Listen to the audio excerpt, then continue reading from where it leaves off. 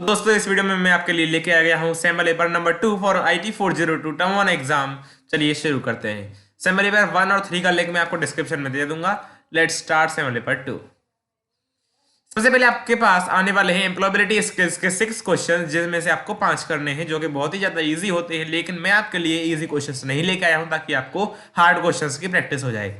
ठीक है, तो देखो भाई, पहला क्वेश्चन है, a communication is considered to be complete when dash is provided. भाई कम्युनिकेशन को हम कब कंप्लीट मानते हैं? जब हमको फीडबैक मिल जाता है। चलो भाई एक काम करो, आप पहले 4 क्वेश्चंस को अपने आप ट्राई करो, वीडियो को पॉज करके, फिर मैं आपको आंसर्स बताऊंगा। ठीक है, तो मुझे उम्मीद है कि आपने वीडियो को पॉज किया होगा, इनको ट्राई भी किया होगा। अब मैं आपको आंसर बता देता हूँ। पहले का आंसर तो मैं बता ही चुका हूँ कि फीडबैक होगा, क्योंकि हम कम्युनिकेशन को कंप्लीट तभी मानेंगे, तब कब मानेंगे? जब हमें फीडबैक मिल जाए। जैसे कि जब आप कमेंट करते हो, अपना फीडबैक मुझे देते हो, मैं तभी मानता हूं कि मैं आपको ठीक ठाक पढ़ा रहा हूं। अच्छा तो नहीं पढ़ाता, पर हाँ चलो काम चल रहा है आपका। The operating system that manages a group of independent computers and makes them appear to be a single computer. कौन सा ऑपरेटिंग सिस्टम है जो कि बहुत सारे कंप्यूटर्स को एक सिंगल कंप्यूटर की तरह काम करने के लिए मजबूर कर देता है? ये समझ सकते हो आप। तो इसे हम बोलते हैं डिस्ट्रीब्यूटेड ऑपरेटिंग सिस्टम। ठीक, आगे बढ़ते हैं। Dash communication is the process of conveying a message without the use of words. शब्दों के बिना प्रयोग के किस कम्युनिकेशन को किया जाता है? Without the use of words. Without the use of word is called non verbal communication. Verbal कौन सा होता है? जिसमें वर्ड्स का यूज किया जाता है, चाहे ओरल हो चाहे रिटन हो। लेकिन नॉन वर्बल जिसमें शब्दों का प्रयोग ही नहीं किया जाता। Dash is the means by which information is sent. जिस मीन्स से इंफॉर्मेशन सेंड की जाती है उसे हम बोलते हैं चैनल। सेंडर जो बोल रहे हैं इसका आंसर वो बिल्कुल गलत है। जिस माध्यम से हम इंफॉर्मेशन को सेंड कर रहे हैं, जैसे कि मैं यूट्यूब के माध्यम से आपके लिए जो इंफॉर्मेशन को सेंड कर रहा हूं, तो यूट्यूब एक चैनल है ना। समझ रहे हो मेरी बात को? चलो क्वेश्चन नंबर 5 और 6 को ट्राई कीजिए वीडियो को पॉज करके, और मैं आपको अब आंसर बताने वाला हूं। ठीक है, आपने कर लिए होंगे वैसे तो try. Ankit has decided to do well in her. Ankit, एक मिनट देखना भाई, यहाँ पे लिखा हुआ है अंकित और यहाँ पे लिखा हुआ है हर। ग्रामेटिकल मिस्टेक आ रही है। चलो इसे हेज कर लो यार, अंकिता कर लो इसे, अंकिता।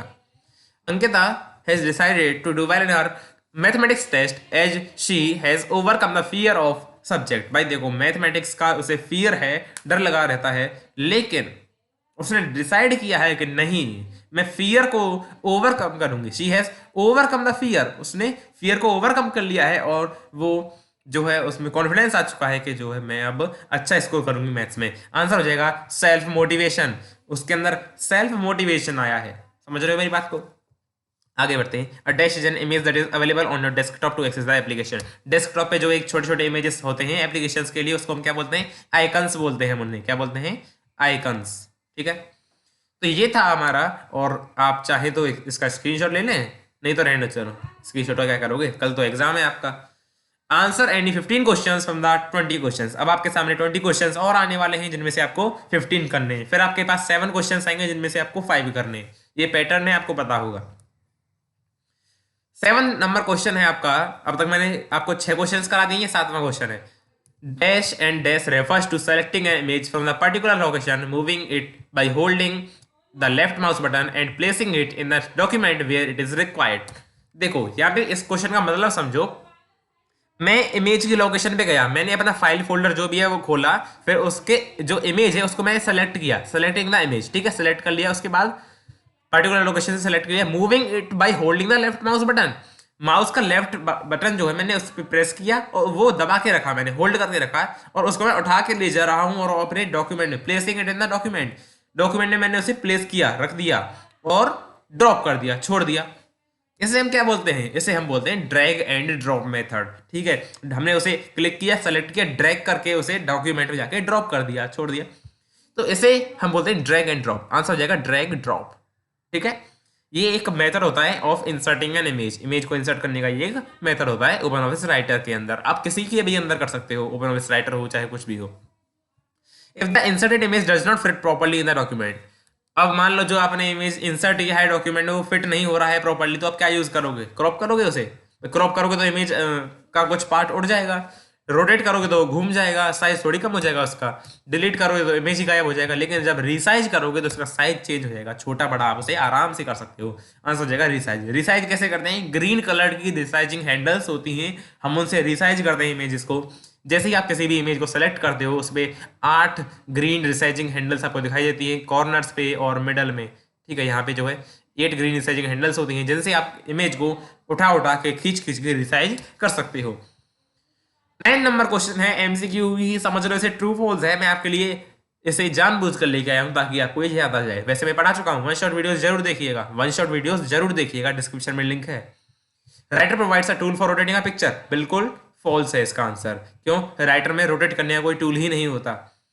ठीक है, तो कहां पे होता है? ओपन ऑफिस ड्रॉ और ओपन ऑफिस इंप्रेस में होता है। ठीक है, रोटेटिंग का ऑप्शन राइटर में नहीं होता है, लेकिन रिसाइजिंग का ऑप्शन राइटर में होता है। Dash refers to the relation of graphics to the surrounding text. Surrounding text से ग्राफिक्स की रिलेशन को, सॉरी सॉरी सराउंडिंग टेक्स्ट से ग्राफिक की जो रिलेशन होती है उसे हम बोलते हैं टेक्स्ट रैपिंग। क्या बोलते हैं? Text wrapping. For scaled resizing we use shift key. जब हम रिसाइजिंग करते हैं, रिसाइजिंग मतलब जैसे रिसाइजिंग तो ही बताया था मैंने, जब इमेज को हम छोटा बड़ा करते हैं तो स्केल्ड रिसाइजिंग का क्या मतलब है कि जो लेंथ और ब्रेथ का रेशियो है इमेज में, इमेज की लेंथ और ब्रेथ का रेशियो जब सेम रहे तो उसे हम बोलते हैं स्केल्ड रिसाइजिंग। जैसे कि लेंथ थी पहले 4 मीटर और ब्रेथ थी 8 मीटर, तो रेशियो कितना हो गया? सॉरी, लेंथ थी 8 मीटर और ब्रेथ थी 4 मीटर, तो रेशियो कितना हो गया? 1:2। ठीक है, 1:2 हो गया आंसर। लेकिन अगर मैं इसे स्केल्ड रिसाइज करूंगा तो क्या हो जाएगा? इसका रेशियो बना रहेगा। जैसे अगर इसे मैं 2 कर दूं तो ये जो है 4 ही रहेगी, और अगर मैं इसे 1 कर दूं तो ये 2 ही रहेगा। इसे बोलते हैं स्केल्ड रिसाइजिंग। स्केल्ड रिसाइजिंग के लिए हम शिफ्ट की को होल्ड करके रखते हैं। शिफ्ट की मैंने प्रेस करके रखी और उसे मैंने आराम से रिसाइज कर दिया, तो वो जो है स्केल्ड रिसाइजिंग हो जाएगी। 12वां क्वेश्चन आपने ट्राई किया होगा, आंसर देखिए। Record macro option is present अंदर विच मेनू? कौन सी मेनू के अंदर जाके आप मैक्रो को रिकॉर्ड कर सकते हो? Tools menu. टूल्स मेनू के अंदर आपको मैक्रो का ऑप्शन मिलता है। मैक्रो के अंदर आपको रिकॉर्ड मैक्रो और रन मैक्रो के 2 ऑप्शन मिलते हैं, जिनमें से आप किसी को भी चूज कर सकते हो। रिकॉर्ड मैक्रो से आप मैक्रो को रिकॉर्ड कर लेते हो और रन मैक्रो से आप मैक्रो को रन करा लेते हो। नेक्स्ट क्वेश्चन है, in Calc a reference can be created from a document by using. Document में अगर आपको रेफरेंस क्रिएट करनी है तो आप कीबोर्ड की मदद से करोगे या माउस की मदद से? दोनों तरीके से कर सकते हैं। आंसर हो जाएगा C, both A and B. Reference मतलब लिंक करना मैंने आपको वीडियो में सिखाया हुआ था यार। अब हर एक चीज अगर मैं यहाँ पे बताऊंगा, ये वीडियो है सैम्पल लेबर के लिए, ना कि एक्सप्लेनेशन के लिए। लेकिन फिर भी मैं आपको क्यों बता रहा हूँ, ताकि आपको रिवाइज हो जाए। होता है कि हम भूल जाते हैं कभी कभी चीजें, तो आपको रिवाइज कराने के लिए मैं आपको कभी कभी डिटेल में पढ़ा देता हूँ। ठीक है, नेक्स्ट क्वेश्चन आप ट्राई कीजिए। 14, 15, 16 और 17 चारों क्वेश्चन को ट्राई कीजिए और आपका जवाब कमेंट करके बताएं। नहीं बताना है तो बिल्कुल ना बताएं। ठीक है, तो आंसर बता देंगे अब हम आपको। 14वां question, to delete the colour और graphics from the background of the table of contents which option is to be selected from the drop down list? जब आपको कलर या फिर ग्राफिक जो कि टेबल ऑफ कंटेंट्स के बैकग्राउंड में लगा हुआ होता है, भाई देखो ये आपकी टेबल ऑफ कंटेंट्स है। क्या होती है टेबल ऑफ कंटेंट्स? बताया हुआ है यार। टेबल ऑफ कंटेंट मतलब जो आपके कंटेंट्स होते हैं किसी बुक में।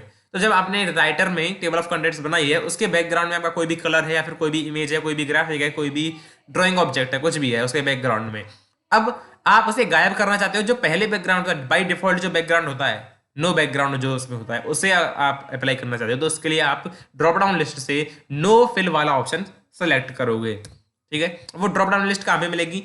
इंसर्ट इंडेक्स टेबल वाले जो डायलॉग बॉक्स होता है, insert index table dialog box में आपका बैकग्राउंड टैब के अंदर ये जो है नो फिल वाला ऑप्शन मिलता है। किसमें? ओपन ऑफिस राइटर में।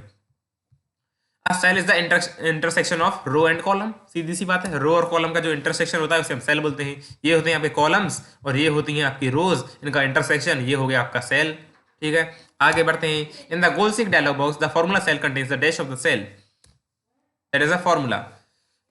गोल सीक जब हम करते हैं, गोल सीक मतलब बैकवर्ड वर्क करते हैं। मैंने आपको पहले बताया था कि मैं पहले ही सिंपल इंटरेस्ट बता दूं और बाद में रेट टाइम प्रिंसिपल चेंज कर दूं, तो उसे हम बोलेंगे गोल सीक। तो गोल सीक के लिए हम फॉर्मूला सेल जो होता है उसके अंदर क्या डालते हैं? फॉर्मूले सेल। तो फॉर्मूला सेल मतलब जैसे जब मैं गोल सीक का प्रोसेस कर रहा हूं अभी मैं, तो वहां पे जो गोल सीक डायलॉग होता है वो पूछता है कि एक दो चीज पूछता है। एक तो वेरिएबल सेल, वेरिएबल सेल में क्या डालेंगे? उस सेल का फॉर्मूला जो कि आपको चेंज करना है। जैसे आपको प्रिंसिपल चेंज करना है तो प्रिंसिपल वाला सेल डाल देंगे इसमें, आपको रेट चेंज करना है तो रेट वाला डाल देंगे वेरिएबल के अंदर। और फॉर्मूला सेल होता है दूसरा, फॉर्मूला सेल के अंदर आप वो सेल डालते हो जिसके अंदर फॉर्मूला होता है, तो उस सेल का सेल रेफरेंस डालते हो, ना कि value.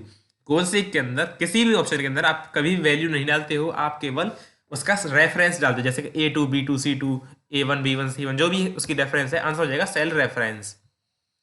File extension of open office base, open office base की फाइल एक्सटेंशन क्या होती है? .odb होती है, ओपन ऑफिस राइटर की .odt होती है, और ओपन ऑफिस कैल्क की .ods होती है। आगे बढ़ते हैं, अगला क्वेश्चन है फिल फॉर्मेट मोड का।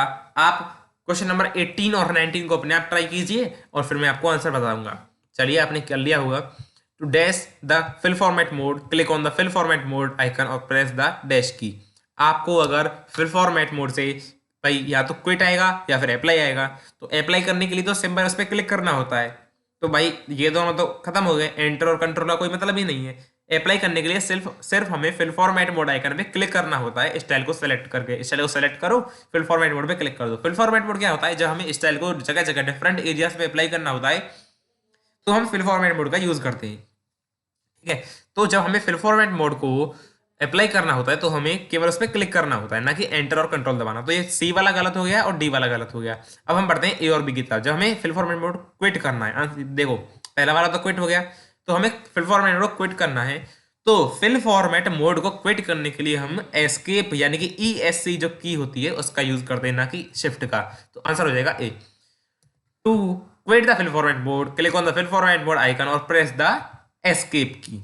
ठीक, by default sheet tabs are present at the bottom of the spreadsheet. Worksheet के बॉटम पे जो है आपके शीट टैब्स प्रेजेंट होते हैं।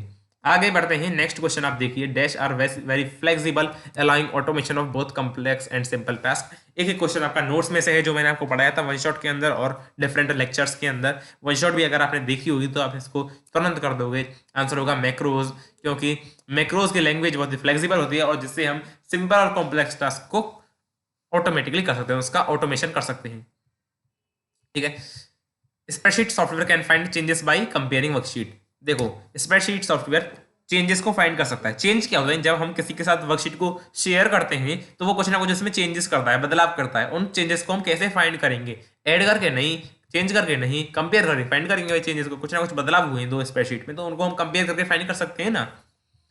अगला question, dash filter mimics the effect of time on the image where dash makes the picture like a painting. तो भाई जो मिमिक करता है उसका नाम होता है एजिंग, और जो पेंटिंग की तरह अपीयर करा देता है उसका नाम होता है पॉस्चराइज। आंसर हो जाएगा ए। ठीक, how many resizing handles appear while resizing a picture. जब हम किसी पिक्चर को रिसाइज करते हैं तो कितनी ग्रीन कलर की रिसाइजिंग हैंडल्स हमें दिखाई देती हैं? आंसर हो जाएगा 8। थोड़ी देर पहले आपको बताया था, जब हम किसी पिक्चर को रिसाइज करते हैं तो हमें 8 ग्रीन कलर की रिसाइजिंग हैंडल्स दिखाई देती हैं। क्वेश्चन नंबर 24, 25 एंड 26 जल्दी से आप ट्राई कीजिए और अपना आंसर कमेंट करके बताइए। नहीं बताना है तो नहीं बताइए, लेकिन मुझे उम्मीद है आप जरूर बता रहे होंगे। लेकिन आप कमेंट करके ये जरूर बताइएगा कि आपके कितने सही हुए 25 में से। ठीक है, आप ये जरूर बताइए कि आपके 25 में से कितने मार्क्स हैं। ठीक है, which of the following is not a prerequisite for the process of mail merge. ये मत बताइएगा, सुनो मेरी बात सुनो। ये मत बताना कि 25 में से कितने सही हुए, ये बताना कि 33 क्वेश्चन लाया हूँ, 33 में से कितने सही हुए, ये बताना मुझे। The following is a prerequisite for the process of mail merge. इनमें से कौन सा मेल मर्ज के लिए प्री रिक्विजिट नहीं है? नॉट लिखा हुआ है, मतलब मेल मर्ज के लिए इनमें से कौन सी चीज की रिक्वायरमेंट नहीं होती है? डाटा सोर्स की होती है, मेन डॉक्यूमेंट की होती है, डाटा सोर्स के अंदर जो है फील्ड नेम्स होते हैं उनकी भी होती है, और कमेंट्स की कोई भी रिक्वायरमेंट नहीं होती। कमेंट क्या होता है भाई? नहीं होती इसकी जरूरत। आंसर हो जाएगा डी। ठीक है, अरे हो जा, टिक लग जा भाई, इस पर टिक ही नहीं लग रहा, हो लग गया। Dash are a tool to test what if questions. What if questions को टेस्ट करने के जो टूल्स होते हैं उनको हम बोलते हैं सिनेरियोज। क्या बोलते हैं? Scenarios. We can insert new sheets in calc by insert menu. Calc के अंदर हम न्यू शीट इंसर्ट कर सकते हैं फ्रॉम द इंसर्ट मेनू। चलिए आगे बढ़ते हैं, और नेक्स्ट है कॉम्पिटेंसी बेस्ड क्वेश्चन, जिनसे आप डरते हो, लेकिन डरने की कोई भी बात नहीं है, हम करने वाले हैं इनको। 7 में से 5 करने हैं आपको, लेकिन आपको 7 में से 7 करने हैं। 3 क्वेश्चन ये रहे और 3 ये रहे। अरे 6 लेके आया हूँ क्या मैं? देखना, क्वेश्चन नंबर 27, 28, 29। ओहो डायरेक्ट 31 आ गया यहाँ पे। कोई बात नहीं, 6 में से 5 करने हैं यार। 7 में से 7 लाने थे मुझे, लेकिन गलती हो गई, माफ कीजिए। 6 क्वेश्चंस ला पाया हूँ। अब आपको अपना कमेंट में स्कोर बताना है 32 में से कितने आए आपको। ठीक है, Rashmi has done all the hard work and has recorded and saved a macro. ये सारे के सारे कॉम्पिटेंसी बेस्ड क्वेश्चंस, ये मत कहना कि उस बुक से उठाए हैं उस बुक से उठाए हैं, जिस बुक से मुझे अच्छे लगे मैंने वहां से उठाए हैं, ठीक है। और बाकी पिछले वाले क्वेश्चन भी मैंने कहीं ना कहीं से उठाए हैं, और कुछ क्वेश्चन मैंने खुद भी बनाए हैं, और कुछ क्वेश्चन मैंने किसी न किसी बुक से उठाए। तो ये मत कहना वहां से उठाए वहां से उठाए, ये इन चीज़ों में ध्यान नहीं होना चाहिए आपका। आपको ध्यान होना चाहिए कि पढ़ाई कितनी कर रहे हैं हम, हमारा स्कोर कितना हो रहा है। रश्मि हैज डन, अरे यार पहले आप इसको पॉज करके ट्राई करो, ये तभी बार बार गड़बड़ हो रही है, आपने पॉज करके इसे ट्राई नहीं किया, अब कर लिया होगा ट्राई। चलिए करते हैं। Rashmi has done all his hard work and has recorded and saved a macro. Rashmi ने एक हार्ड वर्क किया, बहुत ही मेहनत की, और उसने एक मैक्रो बना के सेव कर दिया। She has created this macro to apply it on other worksheets.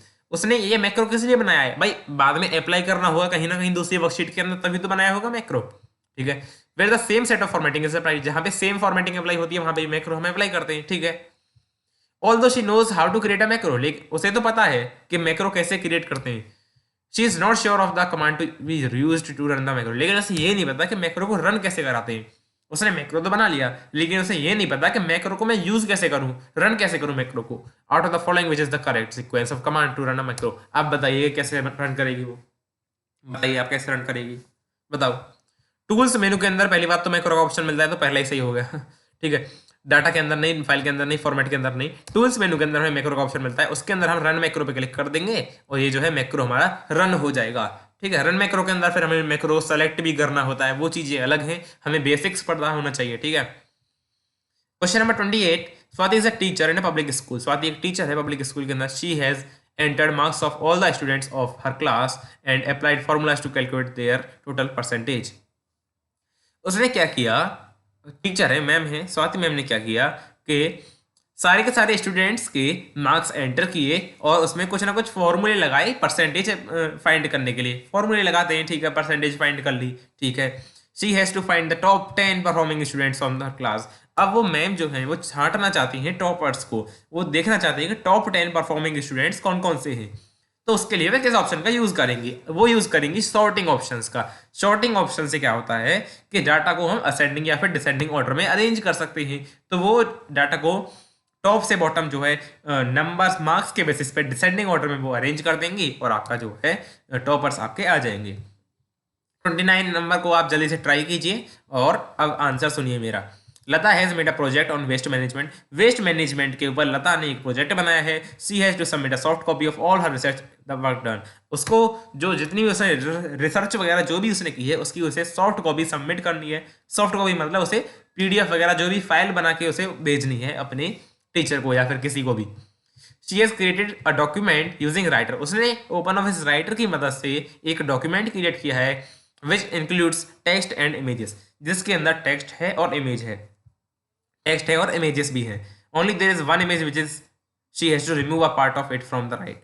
एक इमेज है जिससे उसे एक पार्ट गायब करना है। ये एक इमेज है, मान लो उसे इस इमेज से इतना पार्ट जो है वो गायब करना है, रिमूव करना है। तो वो आप उसे कौन सा ऑप्शन सजेस्ट करेंगे इस टास्क के लिए? आप यूज करोगे उसे क्रॉप, ठीक है, क्रॉप आप उसे सजेस्ट करोगे। समझ गए मेरी बात? तो क्रॉप क्या होता है, जब आप किसी भी ऑप्शन का आप जब किसी भी इमेज का कोई भी पार्ट रिमूव करना चाहते हो तो उसके लिए हम क्रॉप ऑप्शन का यूज करते हैं। अगला, Puneet works in a private firm. पुनीत जो है एक प्राइवेट फॉर्म में काम करते हैं। They have decided to send the new set of office rules at the time of pandemic as they are going to open soon.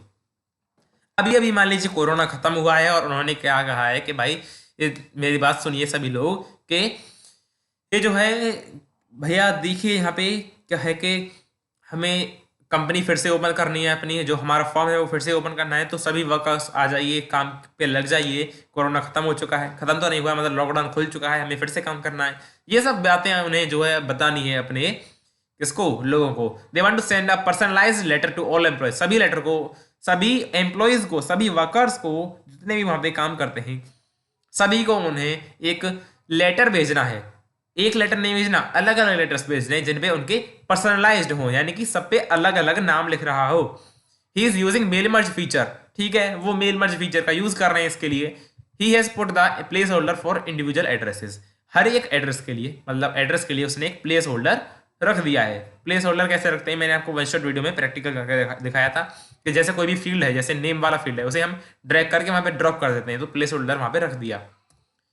This placeholder is technically known as, ये जो place holder है उसे हम क्या बोलते हैं, इसे हम बोलते हैं भैया डाटा सोर्स। ठीक है, डाटा का सोर्स है, जो हमारा एड्रेस है ना उसका एक सोर्स है, तो उसे हम बोलते हैं डाटा सोर्स, जिसके अंदर एड्रेसेस के पूरे लिस्ट होती है हमारे पास। देखो हमारे मेल मर्ज में दो चीजें होती हैं, एक तो होता है मेन डॉक्यूमेंट, एक होता है हमारा डाटा सोर्स। मेन डॉक्यूमेंट में आपका लेटर होता है जिसे आप भेजना चाहते हो, डाटा सोर्स में जो है कंप्लीट जो है एड्रेसेस की डाटा होती है हमारे पास।